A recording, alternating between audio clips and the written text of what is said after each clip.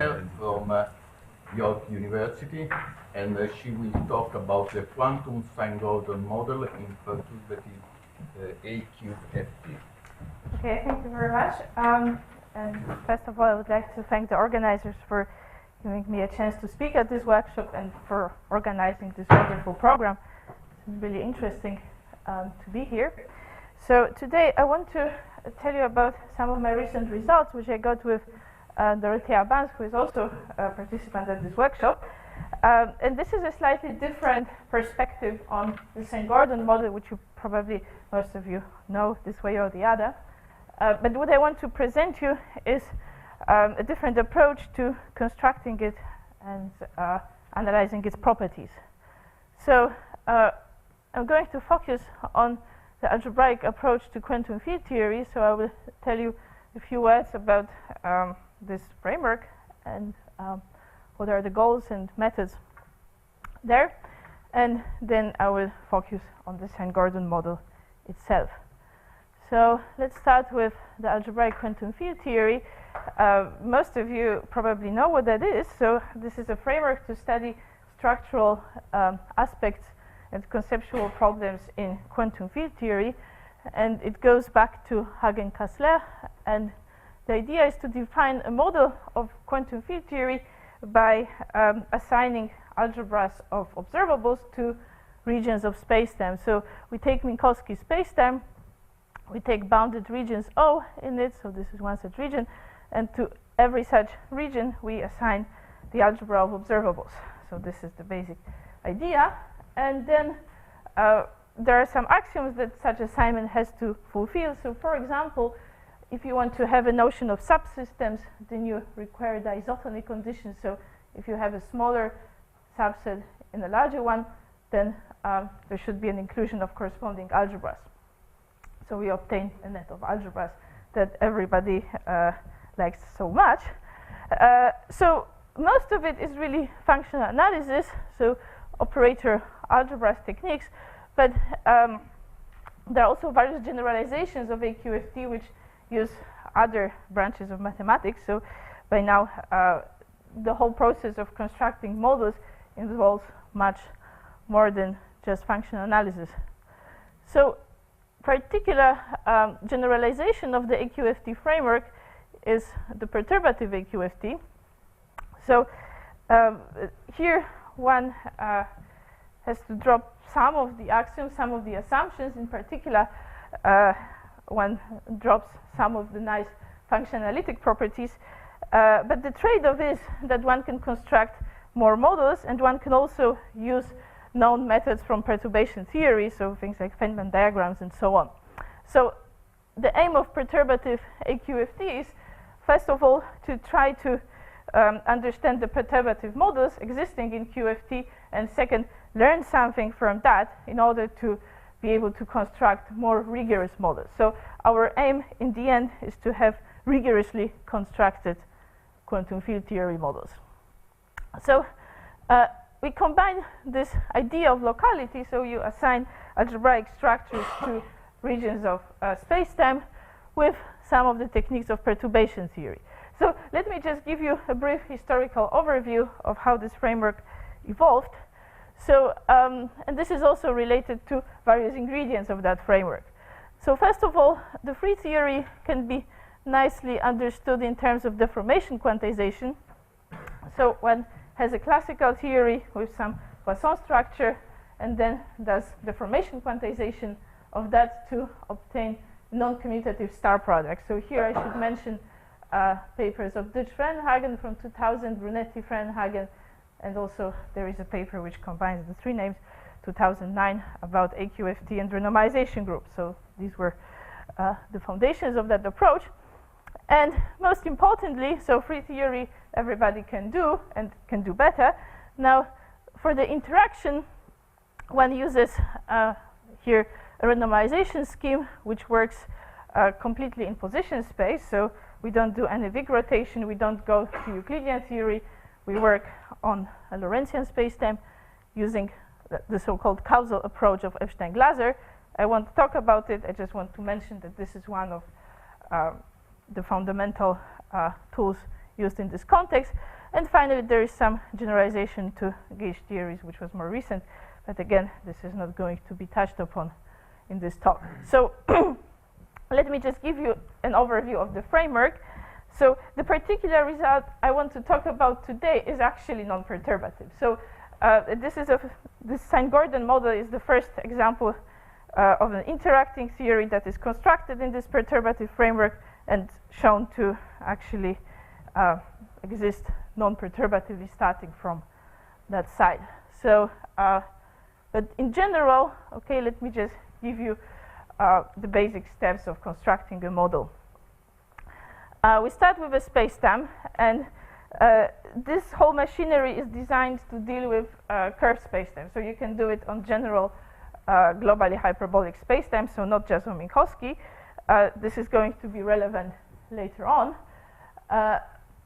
Then the next thing you have to specify is what kind of observables, what kind of objects you want to study. So are you interested in scalar fields, vector fields, tensor fields, whatever? And well, here I'm going to be interested in scalar fields. So Sine-Gordon model, we can just deal with scalar fields. So this configuration space is typically some space of sections of a vector bundle, but for the scalar field, it is just smooth functions on my base manifold. So I'm going to use that. And for dynamics, there also, if you're a physicist, then you probably expect that there has to be some dynamical equations. This is introduced using a fully covariant Lagrangian formalism. So we don't have to ever do the splitting into space like surface and do the Hamiltonian approach. We all the time work in a fully covariant setting. So this is really designed to work on curved spacetime. Okay, so now let me come to the observables. So I will construct a concrete model for observables assigned to a region, starting from some space of functions on the configuration space. So in the first approach, observables are just some functions on the space of configurations. And as for the dynamics, well, we have dynamical equations. For the free scalar field, this is given by the Klein-Gordon operator P. So this is D'Alembertian plus m squared. The sign is just a convention. And well, the solutions to this would be the solutions to the equation of motion. Okay, so next, well, this is a hyperbolic operator. We are working on a normal hyperbolic spacetime, so there is some PDE theory coming into it. One can show, so this is a known result, that for such an operator, there exist green functions with particular support properties. So there are green functions delta R and delta A, retarded and advanced. And apart from being Green's functions, so the inverse of the equations of motion operator, they also have some nice support properties. So if I take F, which is compactly supported here, apply delta R, then I get something which is supported in the future. If I apply delta A, I get something supported in the past. So this is something I get for free if I have this sort of wave operator type equations of motion. This is very different from the Euclidean setting where equations of motion are elliptic. So they have completely different solution structure. So the difference of these two I will denote by delta, and it has various names. Sometimes it's called causal propagator, sometimes it's called commutator function, and this is going to be important for introducing the algebraic structure. Okay, so first let's start with the free theory. This is all here very general. I'm not even specifying the dimension. So this could be 4-dimensional, this could be 2-dimensional spacetime. So the classical Poisson bracket is given as follows. So I take a variation of these two observables, F1, G1, and contract it with delta seen as a bidistribution. So these two objects turn out to be smooth, compactly supported functions. I can contract them with a bidistribution, so this whole thing is well defined. Okay, so now I want to deform it.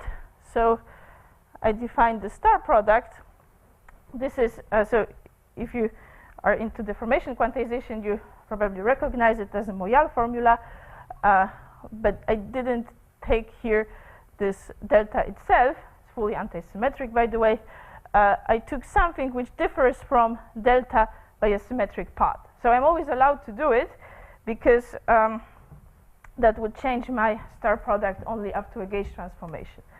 So I have a freedom to add some symmetric path to my original, okay, in the language of deformation quantization, I would call it the Poisson bivector. I can always add something symmetric and be in something equivalent. But the advantage of using something different from the original Poisson bivector is that we need some sort of analytical properties. So it's not all algebraic. We have to care about functional analysis, and in particular, we have to care about this product here being well defined. So it is formal, so there is an H bar floating around, but even so, one has to make sure that each order in H bar is well defined. So there is a subtlety. Here one has to use a bidistribution W, which has sufficiently regular structure. So there is a condition on its wavefront set, to be explicit. And this is chosen as a two-point function of a Hadamard state. So Hadamard states are important for QFT on curved spacetime. They are characterized exactly by the singularity structure of their endpoint functions. So these somehow characterize nice states, so to say. Okay, so the lesson from QFT on curved spacetime is that Hadamard states are somehow good for constructing models, so they are good states to work with. I will come back to this later. So the free theory, well, the algebra itself is easy to define. So I take a class of functions on the configuration space, class of functionals, which are sufficiently regular with respect to that product. Take formal power series for now, and the product is this star. So this can be made nicely rigorous. And here I'm not giving you all the details, but there are some wavefront set conditions which specify both the space of functions I want to look at and specify what sort of object W is. I will show it in the example of the Sine-Gordon model, then it becomes clear what I'm after. Okay, so that was the free theory. Now I introduced all this structure. If this was just for free theory, that would be a waste of time. For the interacting theory, I need a bit more, but this is somehow a good starting point. So all this complication has a meaning. So now I want to use these to say something about interacting theory. And just for the purpose of making things rigorous, for now I restrict to functions which are regular, so their derivatives are actually smooth, so there are no problems with functional analysis at this point.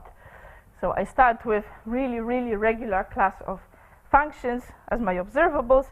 I want to define my algebraic structures and then see if I can extend these to something more interesting, of course. Okay, so the first thing I define is what I call time ordering operator. So it's also given by a sort of exponential formula, so it's very analogous to the Moyal product. But here I'm using a bidistribution, which is not the W, the two-point function, but this is the Feynman propagator. And it differs here by a sign between advanced and retarded green functions. So before, let me just go back. Here, delta was the difference between the two, and here in the Feynman propagator I take the sum plus this extra bit. So the extra bit which helped to make the two-point function more regular. Unfortunately, it doesn't help with the Feynman propagator. It's as nasty as it gets. So could, in principle, create trouble. Formally, what is that T? If you're a physicist or you ever had a course in quantum field theory, you might have seen things involving path integrals. So if you're familiar with that way of thinking about it, this time ordering operator would be the same as the convolution with a Gaussian measure with covariance given by this Feynman propagator. Now this is very formal. This is just for the sake of helping your intuition. This is not what we are trying to make sense of. So what I'm doing is working with this object, so working with some linear operator with specified properties. But this is what it would mean in perturbative QFT. Okay, so the final structure I need is the time-ordered product, which is given as the twist of the original product by the time-ordering map. And if there is some extra time, I can tell you a bit more about properties of that.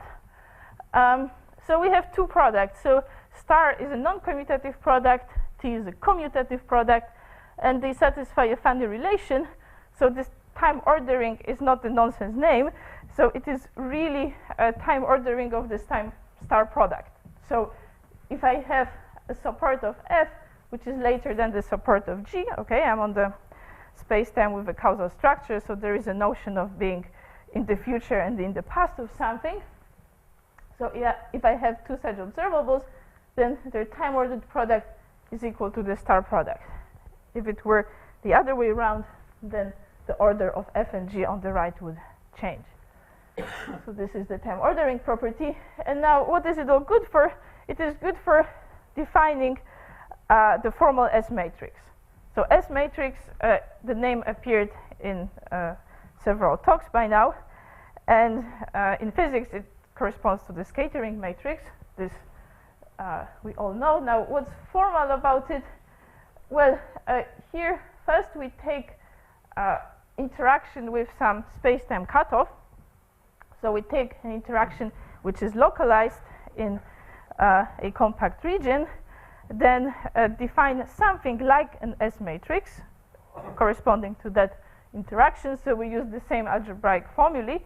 And now, provided we can take the adiabatic limit, so we can take the limit where this interaction extends over the whole spacetime, then we get an actual S matrix.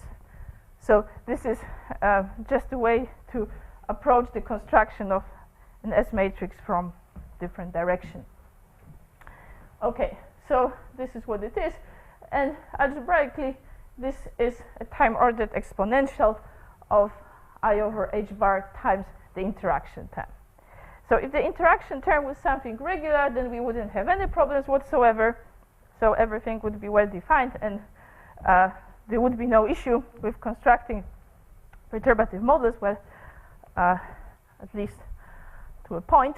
And then using that S matrix, one can also introduce interacting fields. This is a bit more complicated. So you have a family of these maps S of V for various interaction terms. And then you use the formula due to Bogolyubov, where you take this product of such matrices. So you kind of look at how the S matrix, the formal S matrix, is changed by a small perturbation, which is induced by some local field, and then you take a derivative with respect to that perturbation that gives you what you call here an interacting field, a retarded interacting field. Okay, so again, this is still all algebra. Now here there is some analysis coming in. So this is very boring because all of that can only be done for regular fields.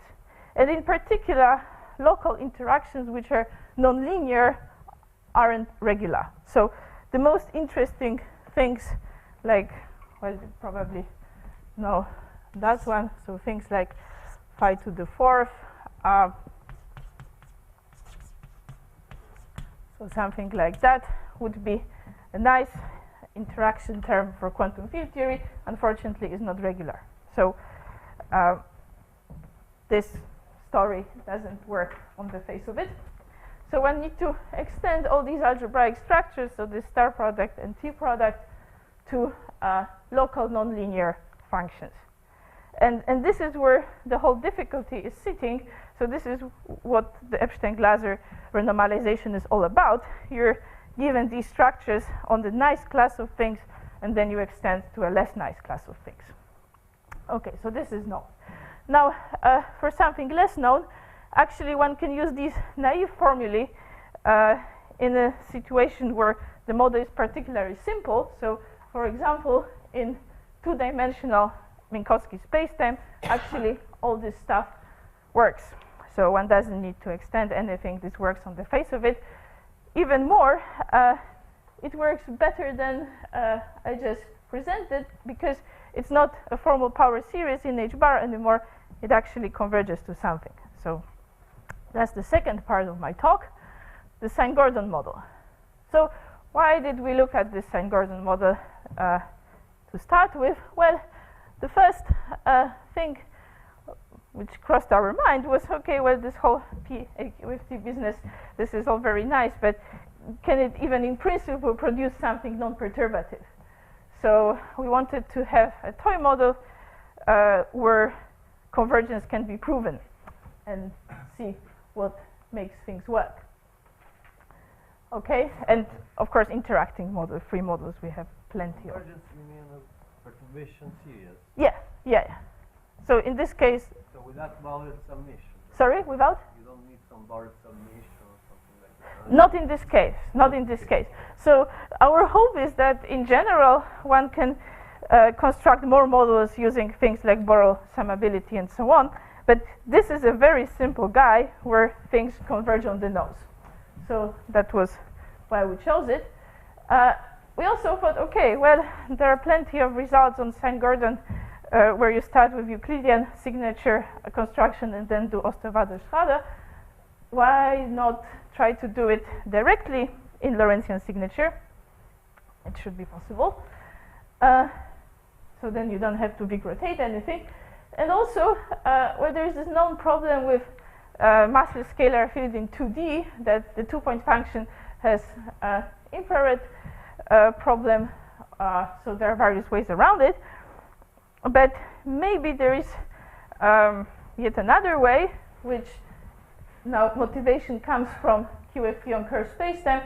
Instead of using this ugly singular state, which produces all sorts of trouble, we can use any other Hadamard state with nice properties. So this is the lesson from QFT on curved spacetime.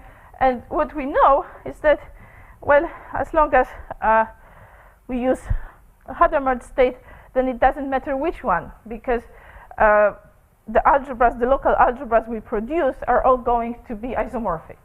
So using a Hadamard state is a good thing, and it opens a vast number of possibilities to choose states to do various things.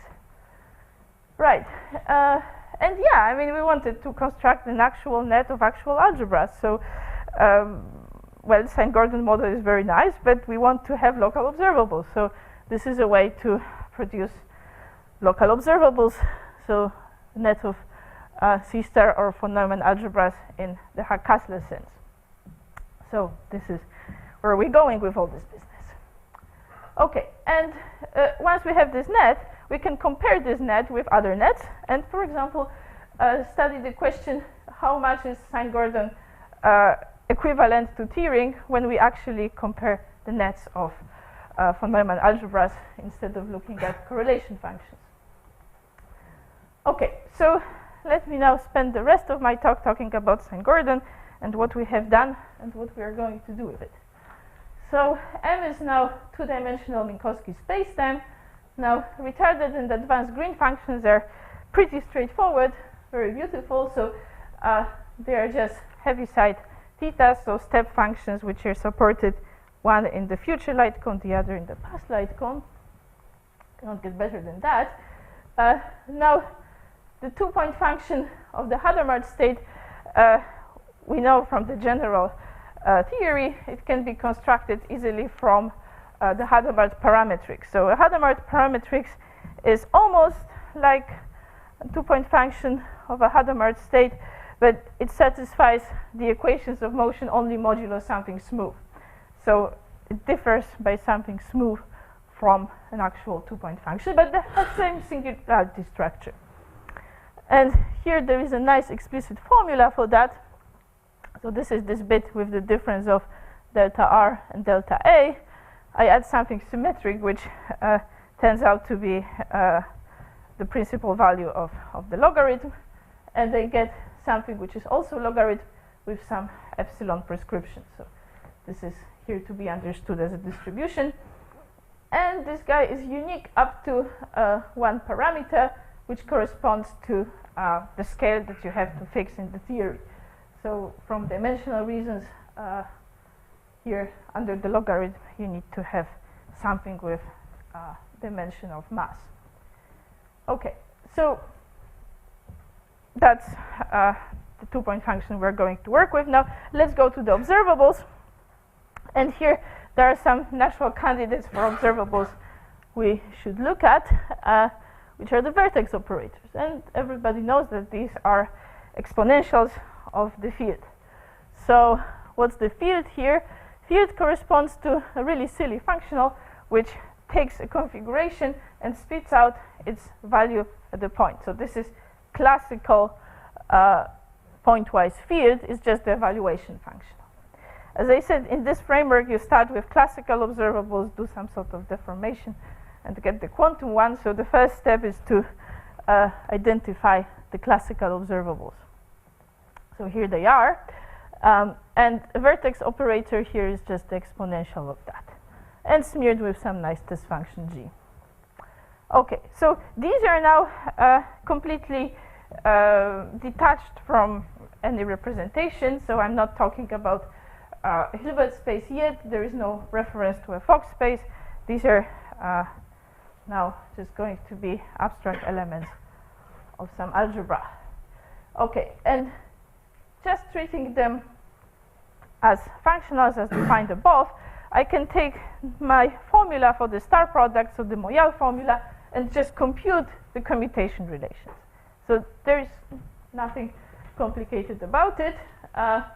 So this is the result. And if I look at the situation where the spatial components are the same, and t, so the time is one is greater than the other, then this reduces to the following braiding property for the vertex operator. So one has formulas which are known from elsewhere. Okay, so these are the observables. Now let's try to construct the S matrix. And as I said, the lesson from QFT on curved spacetime is that we don't have to worry about the non-existence of vacuum. So we just pick a Hadamard state and go and compute with it. So the Hadamard parametric is W. It differs from a 2-point function of a Hadamard state by something symmetric, which I now denote by V. So there are various choices here of this overall symmetric part of the 2-point function, and they are labeled by V. So here I use the notation HV for any such choice. And now this is something which I announced before. So in fact, it doesn't matter which HV you choose. In fact, they all lead to equivalent products. So you can see that, well, there is this, one calls it gauge transformation in deformation quantization, which you can apply to twist one product and get the other one from it.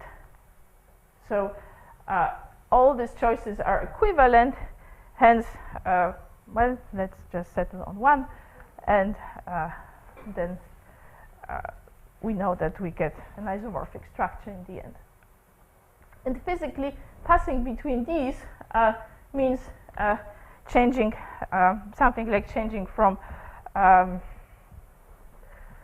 usual ordering to normal ordering. So if you do things in quantum mechanics, you can see the similar formulas where the change in the star product by such a gauge transformation would just mean that you change the ordering. In QFT, at least in QFT on curved spacetime, there is a way to define a normal ordered products by subtracting two-point function of a Hadamard state, and again, then very explicitly changing between these products is just a change of big ordering. So there is interpretation for that, which sort of justifies the notation I'm going to use. So recall that this alpha HV was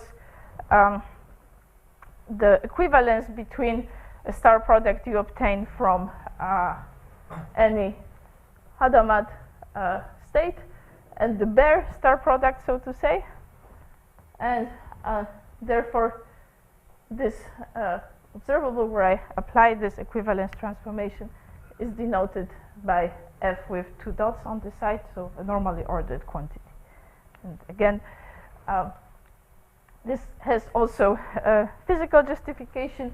So if I now want to compute something like expectation value of a product of two observables in my chosen Hadamard state, then I know how to do that. So omega V is then this Hadamard state corresponding to a symmetric part V. So this is then defined. So first I apply the equivalence map to go to the bare star product, and then since these are still functional, so I can evaluate them at the configuration, I evaluate them at 0 and get something, get a number, obviously, and this number would then exactly be the expectation value of that product of observables in the chosen Hadamard state. So if you do the whole exercise for four-dimensional theory on Minkowski spacetime, then you recall your favorite Weitman functions. Well, if F and G are linear fields. So there is a connection between this slightly complicated way of thinking about constructing the model and the usual way. Okay, so now the main part of the game is constructing the S matrix, and here the same expectation value of the S matrix in a given Hadamard state is effectively given by computing some functional by using the time-ordered product constructed from my chosen Hadamard state and evaluating at 0. So the thing on the left is the abstract object we want to get, so we are interested in that expectation value. The thing on the right is how we compute it. So in this model, this is computed by taking time-ordered products, summing them up to get the exponential, evaluating everything at 0. Okay, so with this in mind, here is the result. So what we have shown is that this object here, which gives us the expectation values in Hadamard states, that this object for the Sine-Gordon model is actually a well-defined functional. So note that here I have two parameters which are usually treated as formal parameters. So there is lambda is the coupling constant, h bar is h bar, and for so there is a bit of a caveat. So I have a combination of h bar and a squared, which I denote by beta. So for this parameter in the range from 0 to 1, so for small values of beta, we have shown that this S matrix defined as time-ordered exponential is actually well defined as a functional on the configuration space, and the convergence initially was shown with respect to a certain topology on the space of functionals. So this is a bit technical at this point. But okay, well, what does it mean? So first it means that this is a direct proof of the convergence of the S matrix in this framework. So That's non-perturbative, perturbative AQFT. Second, it was done, everything was done Minkowski signature without ever going to the Euclidean. So that's proof of a principle. No issues with positivity, no Wick rotation, also not even a choice of a state. I mean, of course, we chose a class of states, the Hadamard states, but there is no particular choice made at this stage. So this is the state of the art as far as published work goes. So this was in the paper I wrote with Dorothea. It was, I think, December 2016. It can be found on the archive. But we are still working on that. Yes? Yes.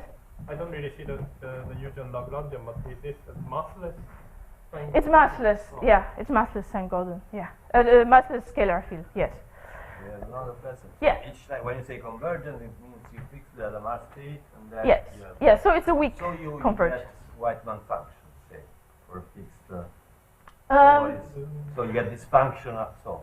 Well, S is the S matrix rather. So Yes. you have bounds on Green's functions. But what is right? the limit? Is the evaluation of this Lamar function of Yes, or your it's the algebra? evaluation. Yeah, it's the expectation value of the S matrix somehow Ah, yes. of the S matrix.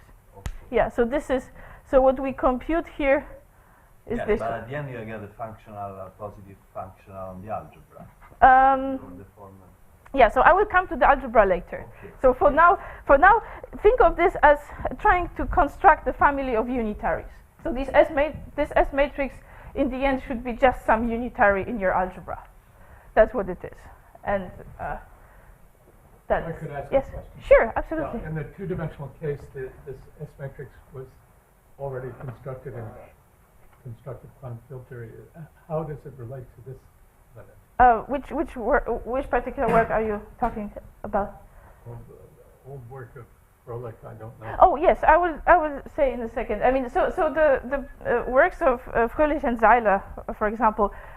So this is performed in the Euclidean signature, and it's done in sort of singular state, which is a limit of the massive theory. So this, but this is a different state. So here I'm working in a state which is non-singular. So Hadamard state is very much non-singular. I will say something about that relation in the next 10 minutes. Okay, so let me just maybe give you a few remarks about the proof, and then I will talk about newer stuff. So why does it all work? Well, okay. Feynman propagator is a logarithm, and then you take exponentials, so you have powers. So you end up estimating some powers, and this is actually, I mean, on the technical side, this is exactly how Fröhlich and Seiler showed the corresponding result in the Euclidean. So they have also such powers. They write them as determinants, so we had to use more general determinants than they did, from a reason which I will mention in a second. But very much we could rely on the result of Jörg from 76 that essentially delivered us the result. Right, so there were some estimates on these determinants. And okay, so thing one has to keep in mind, there is this beta less than 1 condition. This we don't know how to deal with yet. But also, we had to make an extra assumption. So I told you that there is a cutoff on the interaction. So the interaction is initially given a cutoff, which makes it localized in a bounded region. This is very bad. And we could only prove our estimates for this cutoff being sufficiently small. Now, this requirement was not necessary for the singular state that, for example, Fröhlich and Seiler were using, but there are also drawbacks of using that state because, well, it's not Hadamard, it has very nasty discontinuities, So the question was, can one do something in between? So can one improve our estimates but still not have to rely on the singular limit from the massive theory? Okay, so we found out that yes, indeed, and this is work in progress. So this is joined with Klaus Friedenhagen, and we found a lovely class of states. I mean, we didn't. So actually, it was the Rejzner and Meissner who found that class of states, and we just found their paper. So they actually answered our question without knowing that this is what they were doing. So they proposed the following. So they were also puzzled with this problem, massless scalar field in 2D. They were not so much thinking Sine-Gordon, just the problem of massless scalar field in 2D. The infrared problem of the vacuum and so on, how to solve it. So they proposed the following representation. The tensor product on Hilbert space, which is a tensor product. So H0 is the usual Fock space, but I take fields which are smeared with test functions with integral 0. So these are like currents, like derivative fields. So for that, there is no infrared problem with the two-point function. You can construct this Fock space very beautiful. Now, this here is some auxiliary Hilbert space. So if you go from the massive theory, in the massive theory, you would have this HM Hilbert space for a given mass, and then you wouldn't have to take that additional restriction. But for the massless theory, this is important. And now let's look at the representation. This is not exactly how they write it. This needs some interpretation if you get hold of their paper. So here, this is the representation of a smeared field.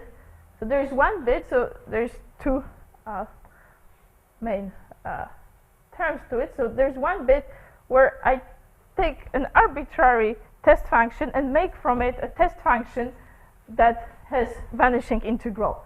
So I project to the space of test functions with such properties. So that's the first thing. And then phi c is just the canonical field in that Fock space representation times 1.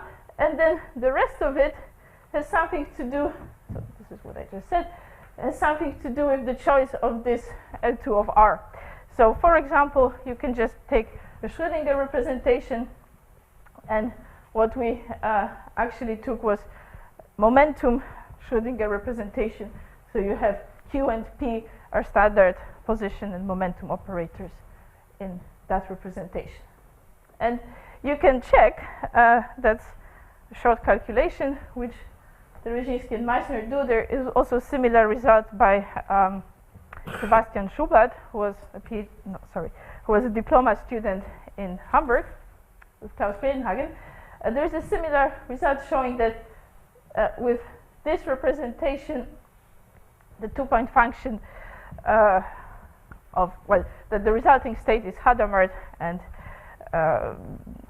the positivity is somehow saved. So if you were just working with H0, you would have to face either the infrared problem or have an issue with positivity. But this is the way around, where you save everything and you get a Hadamard state. So these states are great. We use these states, and now this is unpublished, but it's done. So okay, I mean it can be wrong, but with a large probability it is correct. So we can take a family of coherent states. So here in one slot we take various exponentials of the field applied on the vacuum. In the other slot we take psi, which is compactly supported. And okay, without the loss of generality, we can say it's supported in such interval. Okay, so what happens? And now we compute expectation values. And in particular, okay, let's start with the expectation value of one vertex operator. There will be more of these. So there's a funny thing happening. So if A is larger than epsilon, one can go through the computation, use the representation I showed before, and see that if A is larger than that epsilon, then the expectation value vanishes. Now, this is very similar to what happens in this singular state used by Fröhlich and Seiler. So let's do more general situation. So if I have now time-ordered product of n vertex operators, again, go through the motions, I find out that it vanishes if the sum over aj, so these parameters with vertex operators, is greater than epsilon. Now, in the singular representation used by Fröhlich and Seiler, this condition was replaced by condition that this sum is unequal 0. So somehow this is a finite version of that, which almost gives us the same benefits. So the benefit of using that singular state was that Tn's would vanish for odd n, and also for unequal number of positive and negative a. So this a1 to an are either plus or minus a, and in the original result of Fröhlich and Seiler, the only non-vanishing contributions appear where there are as many minuses as pluses. But we have almost that up to epsilon, and this helps things a lot. So we kind of do a finite version of that singular state proposed by Fröhlich and Seiler. And again, this all works in Minkowski's signature, so this is still slightly different. But again, in the spirit, we're trying to reproduce the same situation. Okay, right. So using the above, we can now show that our S matrix converges weakly in such representation. So that's one thing. And we, of course, drop now this restriction on G. So this is good because now the way is open to actually take the adiabatic limit at the later stage. What else can we show? Right, again, this is partial results. We did the computations, but still writing it up. So these guys, so these operators in the Dzerzhinsky-Meissner representations are unitary. They have nice covariance properties with respect to the conformal group. They satisfy causal factorization, so there is a nice relation if we have test functions which are with disjoint supports, then the S matrix factorizes in a product of 2. And having such a family of unitaries with these properties, there is a general prescription how to construct local algebras. And this is what we are after. So I already said a few words about the Bogolyubov formula. Now let me just say a bit more. Using the representation above and the algebraic structure as I presented, you get this family of unitaries S of V. And okay, so you can use vertex operators, as I said before. You can also use polynomials. So here, V is just the cosine, so it's the interaction for the Sine-Gordon model.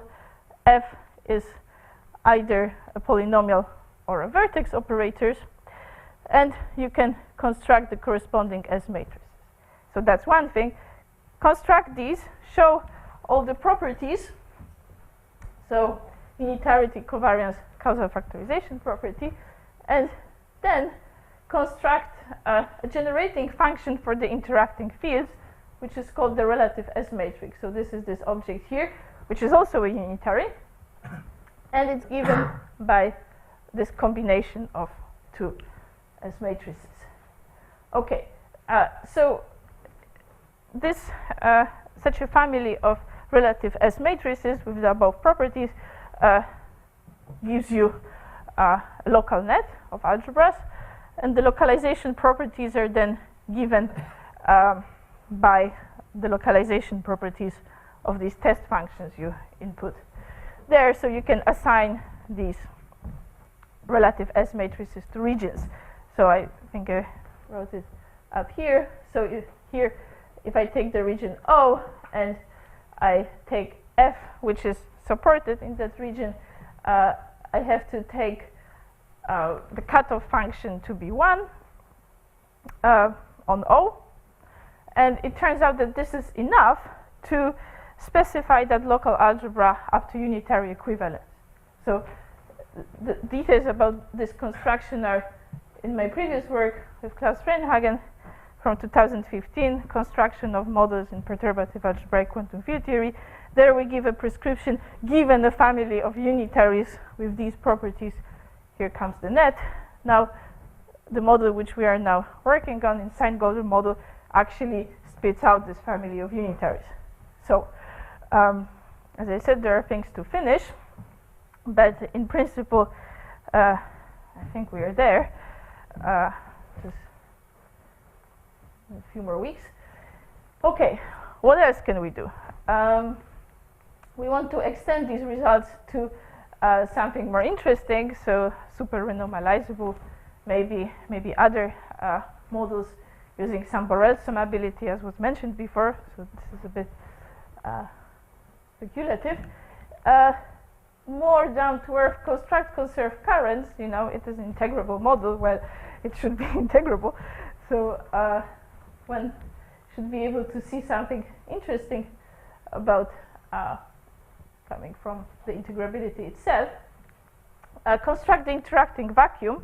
So up to now we were working in this family of Hadamard state, but of course one would like to have the interacting vacuum as well. And yeah, apply these methods to a larger class of models, see what goes, what doesn't. And as I mentioned before, study the equivalence with things like O3 or the Thirring model, which just asks to be done. Okay, well, I finish a bit before time, so thank you for your attention.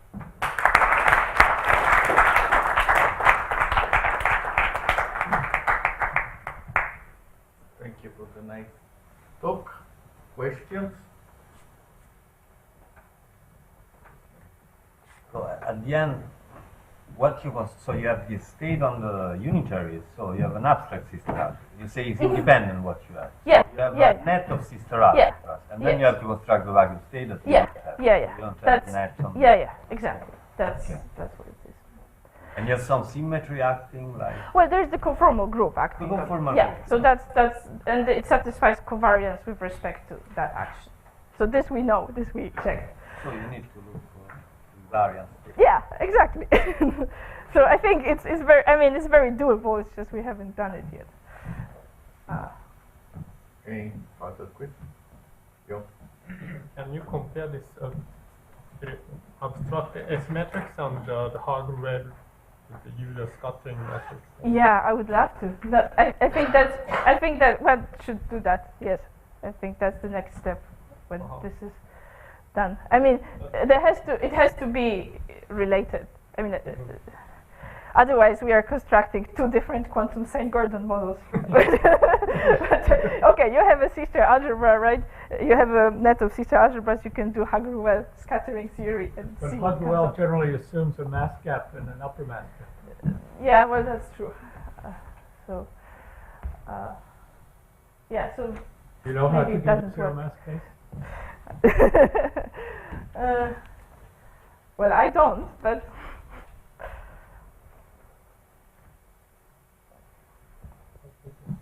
Yes. That's still related to that question, but do you see the appearance of bound state? Because the massless Sine-Gordon should be Yeah. related to the Thirring and Thirring. yeah, no, that's a good question. So what we looked at, well, in terms of the Thirring model, we just looked at the observables and constructed, well, fields from the Thirring model using the fields from the Sine-Gordon. But we haven't looked at it in the representation yet, so this I don't know, but one should definitely think about it. Yes.